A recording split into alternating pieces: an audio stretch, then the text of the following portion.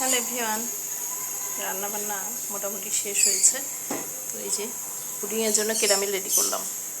Pudding বানাবো। আসলে ঘরে কোনো মিষ্টি জাতীয় খাবার নাই, তো আমার হাজব্যান্ড আসলে একটু মিষ্টি খায়, পছন্দ করে আর কি।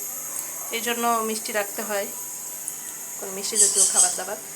তো এই যে এখানে কেরামেল রেডি করে একটু ঠান্ডা হওয়ার জন্য রাখলাম। আর এই যে এখানে 5টা ডিম আর 1 লিটার দুধটা একটু ঘন করে ভালো করে কষিয়ে নিয়েছি, ফুটিয়ে নিয়েছি। তারপরে 5টা ডিম ভালো করে ফেটিয়ে নিয়ে এর মধ্যে হাফ কাপ পরিমাণ চিনি দিলাম আর 1 ফোঁটা ভ্যানিলা এসেন্স দিয়ে এই যে এভাবে মোল্ড করে রাখছি। এখন এই ক্যারামেলটা একটু ঠান্ডা হলে এর মধ্যে ঢেলে দিয়ে এখানে যে পানিও গরম দিয়েছি এর মধ্যে বসিয়ে দেবো ঢাকনা দিয়ে। তো সবাই ভালো থাকেন, stay fine, be happy and stay জানাত জীবন লাইফস্টাইল।